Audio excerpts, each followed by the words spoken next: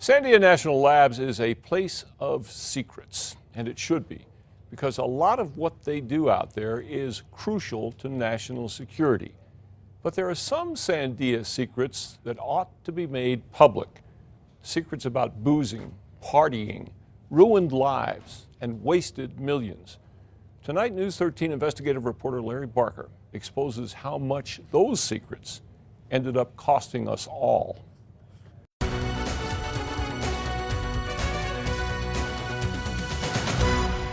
These losses for the taxpayer are devastating. It's fair to say that I was actually stunned. This is a very, very damning incident. Sandia National Laboratories is never shy about touting its accomplishments, whether it be science, technology, or engineering. But there's one thing Sandia won't talk about, and even though it's not classified and has nothing to do with national security, Sandia has gone out of its way to keep the lab's safety record under wraps.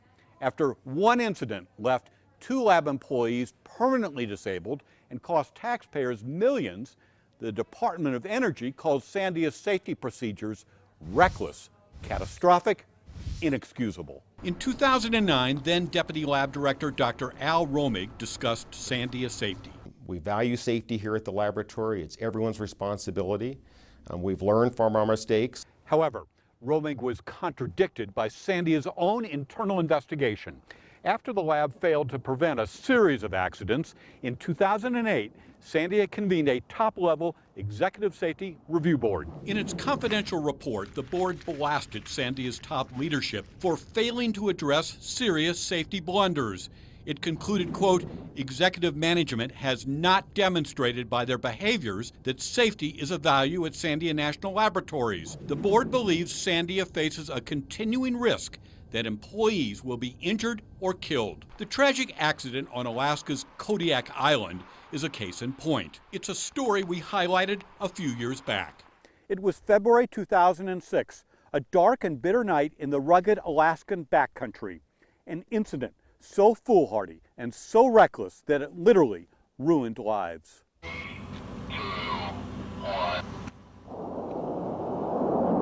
Lab engineers spent weeks at this remote site testing a defense-related missile radar system. But it wasn't rocket science that got Sandians in trouble. At the conclusion of a successful project, the Sandia crew partied here on Narrow Cape with a day-long celebration. Post-launch bashes like this one in California are a Sandia tradition. On Kodiak, they partied with booze, lots of booze. Later that night, while trying to retrieve a government jeep stuck in the sand, 3 Sandia employees were involved in a horrible accident. The Sandians had been drinking. It was dark.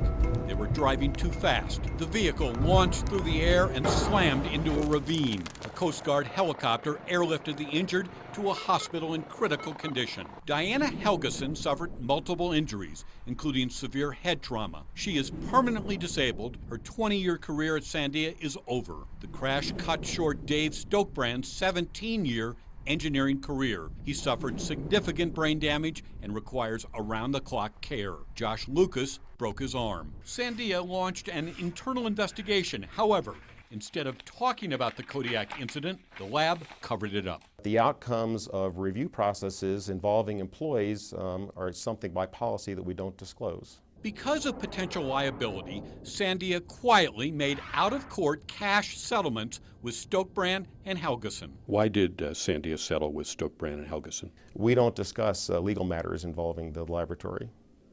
What were the terms of the settlement? Those are protected by confidentiality agreements. After secretly settling with its employees, Sandia then quietly passed its costs on to taxpayers. News 13 has learned that the Department of Energy's National Nuclear Security Administration, or NNSA, reimbursed Sandia for the Kodiak Island disaster. The NNSA refused to disclose how much the accident cost taxpayers. It was only after Senator Tom Udall leaned on the agency that it finally admitted shelling out more than $4.2 million in public money for the tragic events in the Alaskan outback. But that's not the end of the story. Our investigation finds this case involves millions more. Shortly after sticking taxpayers with the bill, the NNSA turned around and issued a strongly worded rebuke to lab leadership. The NNSA calls the Kodiak Island accident a catastrophic event, representing a serious safety breakdown. After finding, quote, inexcusable lax safety standards for employees, the NNSA punished Sandia by withholding more than $6 million in laboratory incentives. Senator Tom Udall serves on the Senate Appropriations, Energy and Water Subcommittee. That report is so strong, and the report seems to suggest that Sandia isn't taking this seriously. When we have a tragic mistake like this and people's lives destroyed, really, and massive amounts of taxpayer money being paid out, this is a pretty sorry performance. Jay Coughlin is executive director of Nuclear Watch New Mexico. I think this is a very strong message coming down from the top levels of NNSA to Sandia line management of make sure it's safety first. Sandia Lab Director Dr. Paul Hammer defended the lab's handling of the Alaskan incident. However, in a sternly worded rebuke, NNSA's acting administrator Neil Miller took issue with the lab's accident response. At one point, Miller called Hammer's version of events in Alaska, quote, disingenuous. According to the NNSA, alcohol and employee negligence contributed to the accident. The NNSA accuses Sandia's senior project manager of exercising, quote, reckless disregard for the safety of subordinates. The NNSA found Sandia's response to the accident to be minimal and called it, quote, disturbing that no disciplinary action was taken against employees involved. The government penalized Sandia $6 million because the lab has not taken sufficient action to change its response to safety issues. Lab Director Hummer refused repeated requests to talk about the accident, the government criticism of lab safety, and the millions of dollars Sandia's misjudgments cost taxpayers. I think Sandia does itself a disservice, especially in this case, to not frankly discuss what, after all, was a vehicular accident, as tragic as it was. But, you know, this is not classified stuff.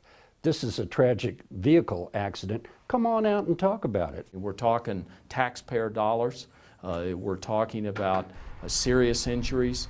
And the public's entitled to know. Any national laboratory in this kind of situation has to look from top to bottom as to what's gone on here and say, we don't want this to ever happen again. That report is saying, boy, get your act together. Larry Barker, KRQE News 13. Larry is working on another blockbuster investigation for Monday night at 10.